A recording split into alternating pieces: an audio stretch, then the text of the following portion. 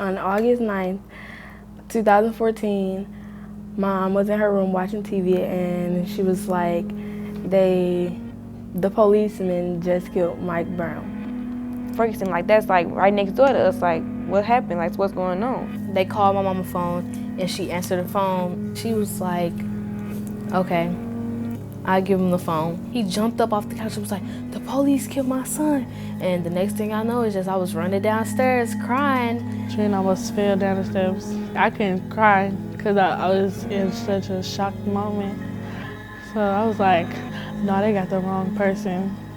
So I went out there and all I could see was smoke. And then I seen a whole line of men. It was like they had on all costumes with a shield in front of them with their guns in their hand pointed at us. That's when everything happened. The day Mike Brown got killed, the day I became an activist, the day I became a true protester, this is what I want to do.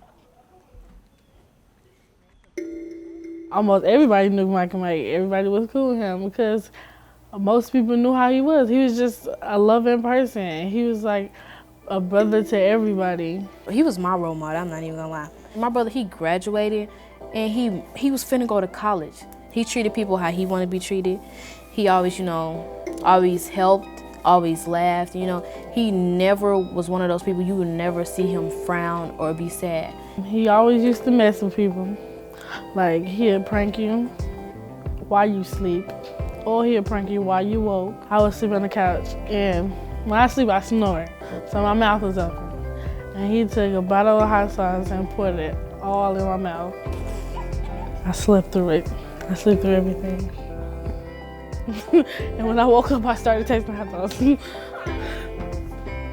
It's best for me to think of the good times instead of, that one bad time of me seeing him laying on the ground that long. In order to heal, you need to release some of the bad memories. And that was one of the memories that I released, and I try to keep out of my mind and just focus on the happy times we had with each other and the happy thoughts, and I never knew a community could fit in different parts of your life. Well, Mama Cat, she's a very good cook, and you would have never just found that out just walking down the street.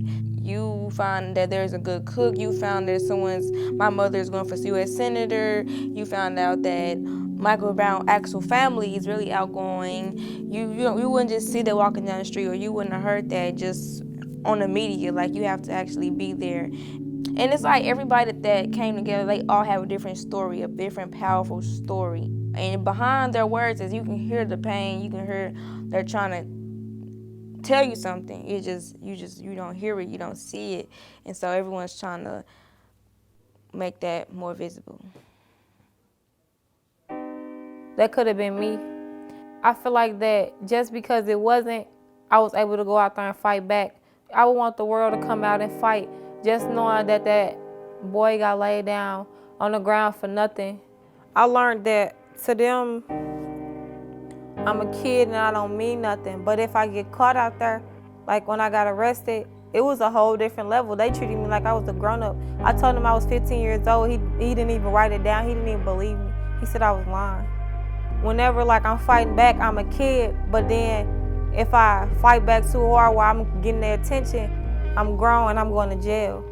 After all of this had happened, I didn't feel like I had a safe place or anywhere to talk about this because I felt like because I was young, I didn't have a voice.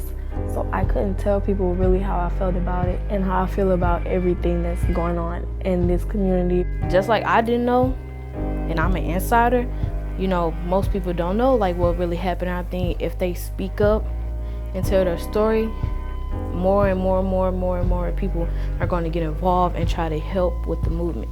This ain't just going to be our generation. It's going to be another generation after us. And if we don't stop it now, then it's going to be continuous. Don't let anybody tell you not to speak up because you deserve to have a say. You're not alone. I'm with you. I'm behind you. Everyone that I know, we want to help. I want you to help us. Coming together is probably the biggest thing we could do right now. For me to be able to speak the truth and tell the truth about my brother, I'm just very relieved and just like my spirit is uplifted because now I don't have to sit there and hold these things in. For your glory, I will do anything just to see you, to behold you as my king. Tell everybody how you feel. Tell them what you wish could be changed, and tell them about your sibling. Tell them how nice they were, or how funny they were, or how stupid they were. If I can tell the world one message about Ferguson, it will be that we some fighters. I feel like that we some fighters because even after the looting, the shooting, and all that, we were still out there as a one. And it's so funny because he said he was gonna change the world. He was gonna shake the world. The whole world was gonna know his name, and now they do. To behold